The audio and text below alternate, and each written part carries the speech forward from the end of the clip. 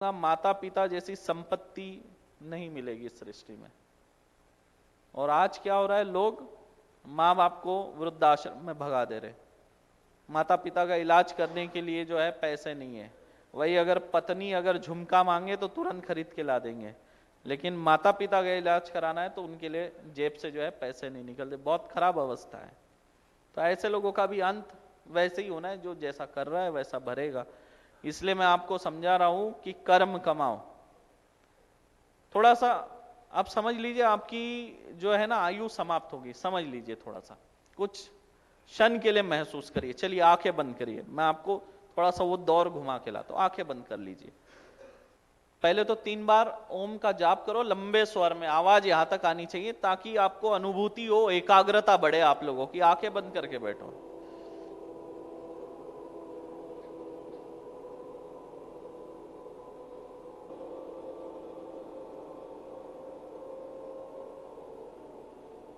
सोचिए, आपने जब जन्म लिया उस क्षण को महसूस करिए कि आप पेट में हैं, गर्भ में हैं और आप जन्म ले रहे हैं। जो 9 महीने गर्भ में मनुष्य एक नया शरीर धारण करता है, उस समय उसके साथ कौन है?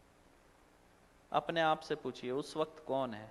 रिश्ते तो बाद में बनेंगे जब आप जन्म लेंगे, लेकिन जब आप गर्भ अवस्था में हैं, जो 9 महीने पीड़ा वाले हैं, मल मूत्र रक्त अस्थियों में हैं, उस समय कौन है आपके साथ?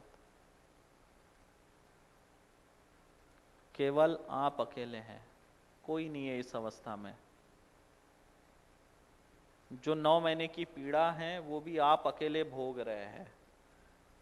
जब पता है, जब नाल जो होती है ना, पेट से जुड़ी हुई होती है, उस समय जब नाल में झटका लगता है ना, तो बहुत दर्द भी होता है बालक को अंदर ही अंदर। उस अवस्था में वो दर्द, वो पीड़ा भी अकेला मनुष्य भोगता है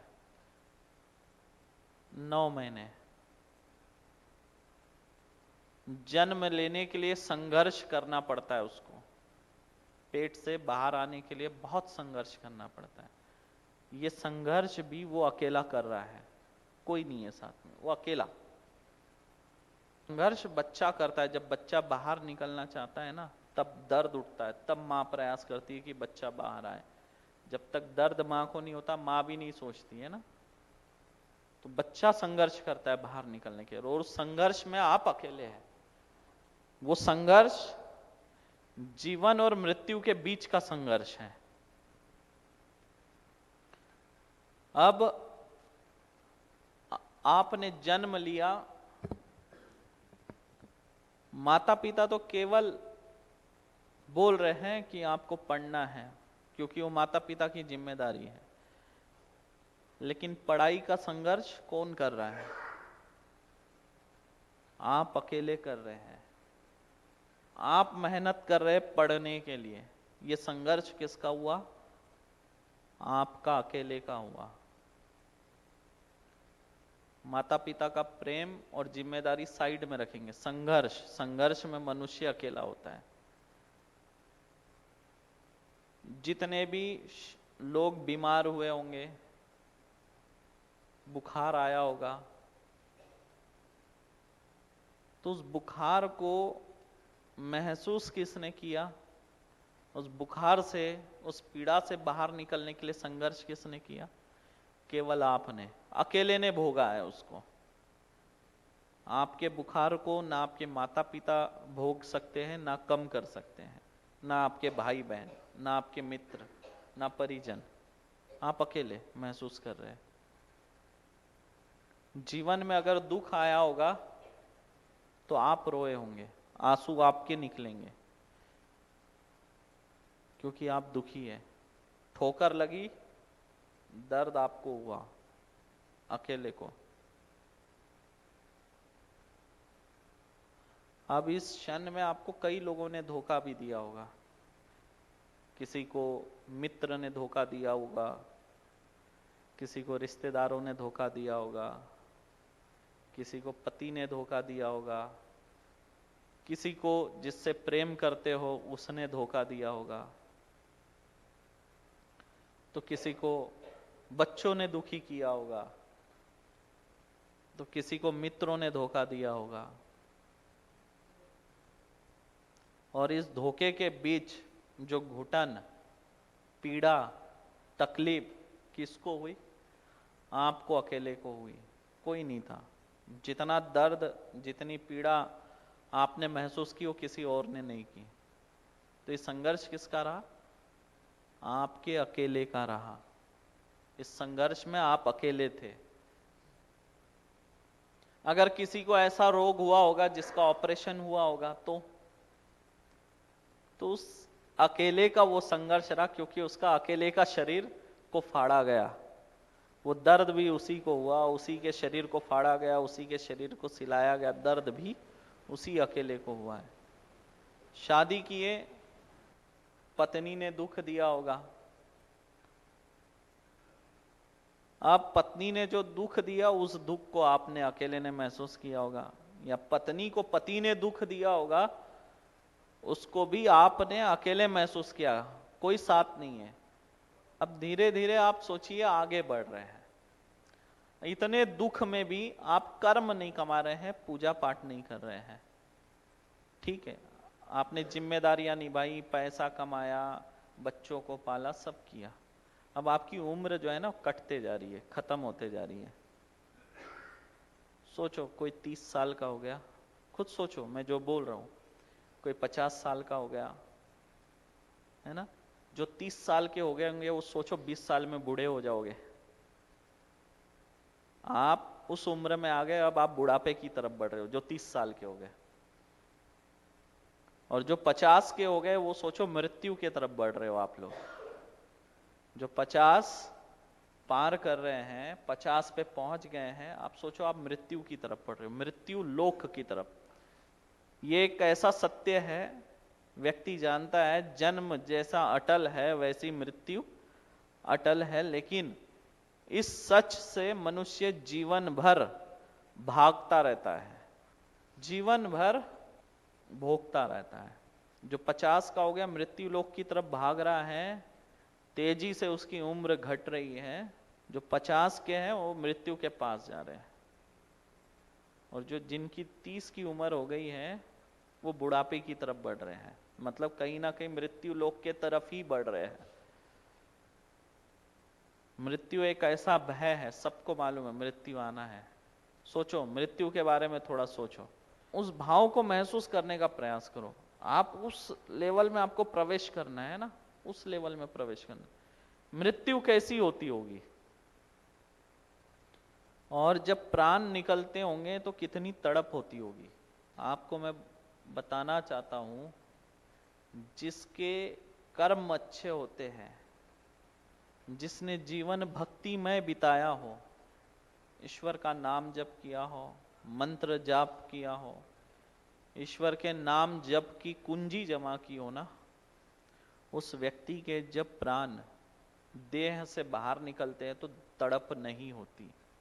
लेकिन जो इस माया लोक में फंसे हैं, जब इनकी आत्मा शरीर से बाहर निकलती है, इतनी तड़प होती है मानो वो 1,00,000 बार जन्म ले रहा हो और 1,00,000 बार मर रहा हो। इतनी तड़प, उस तड़प को शब्दों में बताया नहीं जा सकता कि वो तड़प कितनी भयंकर होती होगी, बहुत भयंकर। आपको इससे गुजरना है, इसको महसूस करना है। इस क्षण को आप इस क्षण से गुजरने वाले हैं, इसलिए उसको पहले से महसूस करो, ताकि आपका जीवन, अब भी समय है आपके पास, उस पीड़ा को महसूस करो। बहुत तड़पता है मनुष्य। वो सेकंड जो होते हैं ना, 10 सेकंड मात्र, 10 से 12 सेकंड लगते हैं आत्मा बाहर निकलने में, लेकिन उस 10 सेकंड में 1,00,000 बार मर के जन्म लेने जितना पीड़ा होती है। अब आप सोचो, जन्म लिए तो आप अकेले थे, अकेले थे। जीवन के हर संघर्ष में आप अकेले थे, हर दुख में आप अकेले थे। जिस संतान को आपने जन्म दिया, वो संतान भी आपके विरोध में गई होगी, वो संतान भी आपकी बात नहीं मानी होगी, तो उस समय में भी आप अकेले रहे। तो जीवन के हर संघर्ष में आप अकेले हैं। अब मृत्यु जब आनी है तब भी आप अकेले हैं, साथ में कोई नहीं जाएगा, ना पति, ना बच्चे, ना संपत्ति, ना पत्नी, ना पति, ना माँ बाप, कोई नहीं जाएगा। आपकी पत्नी भी यही रहेगी, आपका पति भी यही रहेगा, आपके बच्चे भी यही रहेंगे, आपकी संपत्ति भी यही रहेगी, जिसको कमाने में आपने अपनी पूरी उम्र गुजार दी, जिनको पालने में आपने सारी उम्र गुजार दी। आप अकेले जाएंगे, अकेले, कोई नहीं है साथ। तो जीवन का ये सत्य है, इसको समझना है, कोई साथ नहीं जाएगा। आप अकेले आए हैं, अकेले जाने वाले हैं, अकेले, एकदम अकेले। ये जितने रिश्ते हैं ना इस शरीर के, और यहीं पे बंधे हुए हैं। तो अगर आपको मृत्यु लोक से बाहर जाना है, इस शरीर से जब बाहर निकले तो कोई पीड़ा ना हो, तो आपको एक अमृत बता दे रहा हूं, एक अमृत रस। इसका पान अगर आप करना शुरू करेंगे, आपका जीवन सुधरेगा, और वो है ईश्वर का नाम जप। मां मातंगी का बीज मंत्र, मां बगलामुखी का बीज मंत्र। सोचो, मृत्यु के क्षण में आप लोग हैं, इस ओर ध्यान एकत्रित करो। सोचो उस स्टेज पे इस वक्त आप है, इस वक्त मृत्यु एकदम सामने खड़ी है। 1 घंटे में मृत्यु है।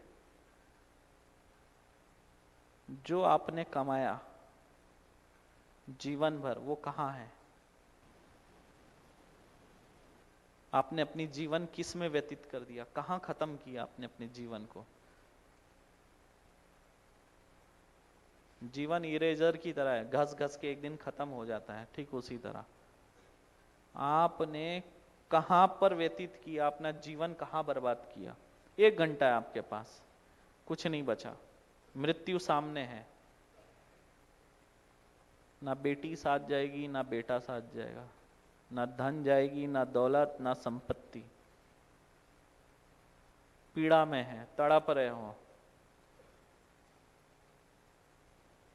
और एक बात, ईश्वर से यही प्रार्थना करना कि मृत्यु सुखपूर्वक हो।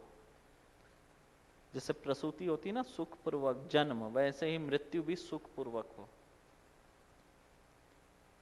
वाहन दुर्घटना से ना हो, सर्पदंश से ना हो, आत्महत्या से ना हो, है ना, सुखपूर्वक हो, कोई बड़े जटिल रोग से ना हो। तो इसलिए आप सोचो, आपके पास 3 मिनट है, बहुत सोचो। आप मृत्यु के द्वार पे खड़े हैं, क्या आपके साथ जा रहा है, कौन आपके साथ जा रहा है? आपके सारे रिश्तों को टटोल लो, माँ बाप, भाई बहन, पति, दोस्त, यार, रिश्तेदार, सबको टटोल लो। इस वक्त कहाँ जाने वाले हो? क्योंकि इस अंत को अगर आप समझेंगे तो पूरे जीवन का सार आप समझ जाएंगे, पूरे जीवन का सार आपके समझ में आएगा। जीवन के अंत को समझते ही पूरा जीवन का निचोड़ आपके हाथ में आ जाएगा। हमारा जन्म जिस लिए हुआ, ईश्वर भक्ति के लिए। मनुष्य जीवन ईश्वर भक्ति के लिए मिला है, और हम कहाँ उलझे पड़े हैं। मृत्यु के द्वार पे कोई साथ नहीं चलेगा। तब सिर्फ आपको ईश्वर याद आएगा, भगवान। तब माँ बाप भी याद नहीं आएंगे आपको। जब मृत्यु के द्वार पे खड़े रहोगे ना, माँ बाप, भाई बहन, दोस्त यार, धन दौलत, संपत्ति, कुछ याद नहीं आएगा, सिर्फ ईश्वर याद आएगा, सिर्फ भगवान याद आएगा। लेकिन तब तक देर हो गई होगी। जब नाम लेना था तब आपने नाम नहीं लिया, और जब देर हो गई, नाव डूब गई, उसके बाद आप बचाव के लिए हाथ पैर मार रहे हैं। जीवन भर आपने तैरने का प्रयास नहीं किया, नाव में बैठ के दरिया पार करने जा रहे हैं, नाव डूब गई, अब आप तैरने का प्रयास कर रहे हैं जब आप डूब रहे हैं। यही अगर आपने समय रहते तैरने का प्रयास किया होता, तैरने की कला सीख ली होती, तो आप डूबते नहीं, तैर के पार हो जाते दरिया के।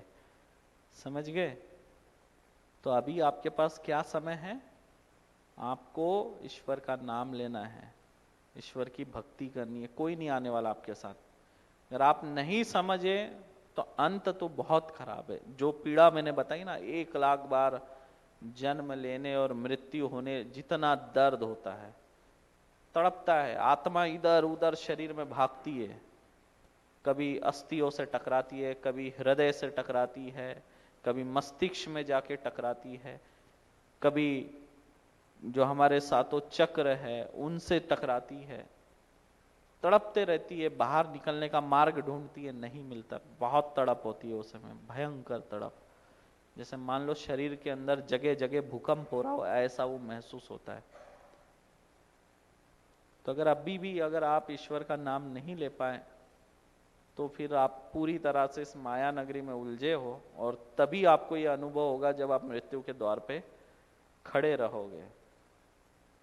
तो आपके साथ कौन जाएगा? 3 गहरी श्वास लेकर आंखें खोलेंगे। पहले थोड़ा सोच लो 2 मिनट, इस क्षण को महसूस करो। जन्म से लेकर आज तक हर संघर्ष में आप अकेले रहे। पढ़ाई करना है, माँ बाप ने पढ़ाया, लेकिन पढ़ना आपको पड़ा, प्रैक्टिस आपको करनी पड़ी हर जगह। जीवन के हर संघर्ष में आप अकेले, हर संघर्ष में। अगर इस माया जाल में फंसना नहीं है और इस भव सागर से पार होना है तो ईश्वर का मंत्र जप करने की कला सीख लो, ये आपको डूबने नहीं देगी। 3 गहरी श्वास लेके आंखें खोलेंगे। जिंदगी क्या है? अभी मतलब इस 3-4 मिनट में मतलब जीवन को क्या समझा कि जीवन क्या चीज है?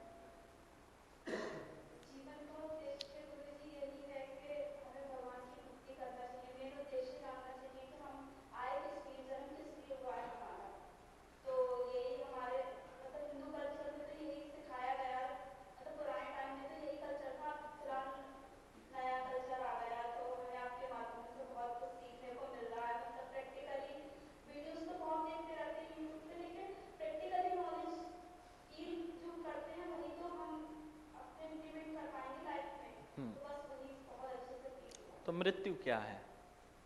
क्या लगा? जब हम मृत्यु को पास में देखते हैं तो क्या महसूस करते हैं?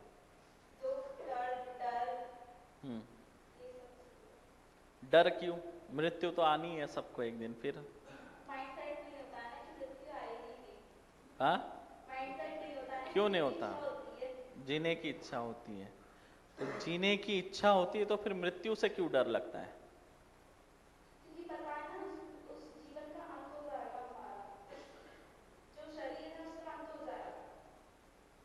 अंत हो जाएगा, वो तो होना है, अटल है, फिर अटल है, तो फिर भय क्यों? कर्म ऐसा रखो कि मृत्यु आए ना तो हमें प्रसन्नता होनी चाहिए और हंसी खुशी मृत्यु को हम गले लगा सकें। जब मृत्यु आए ना तो भय नहीं होना चाहिए। भय क्यों होता है मनुष्य के मन में? कि मनुष्य ऐसा कोई कर्म नहीं करता कि उसे मृत्यु को गले लगाने में खुशी हो। उसे भय रहता है मेरे कर्मों का हिसाब होगा, मुझे पीड़ा होगी, मुझे दुख होगा, दर्द होगा, तकलीफ होगी, पता नहीं आगे का सफर कैसा होगा। अगर आपने कर्म अच्छे किए हैं, ईश्वर का नाम जप किया है, राम का नाम जप किया है, मातंगी का नाम जप किया है, तो आपको भय नहीं रहेगा, है ना? तो ईश्वर का नाम जप करना होगा। राम जी का नाम जप करिए, मातंगी माता का नाम जप करिए, या जिस देवी देवताओं को आप मानते हैं उनका नाम जप करिए, तो मृत्यु का भय नहीं रहेगा, भय समाप्त हो जाएगा। और पता है आपको, जब व्यक्ति भगवान को पा लेता है ना तो जीने की इच्छा समाप्त हो जाती है। बहुत सारे लोग हैं ना ऐसे बोलते हैं कि हम इतनी भक्ति करते हैं, इतना मंत्र जप करते हैं, फिर भगवान हमें दर्शन क्यों नहीं देते? जिस दिन आपको ईश्वर का साक्षात्कार हो गया उस दिन ये माया नगरी का जो पर्दा है आपके दिल, दिमाग, आंखों से हट जाएगा और उस वक्त आपका इस सृष्टि में मन नहीं लगेगा।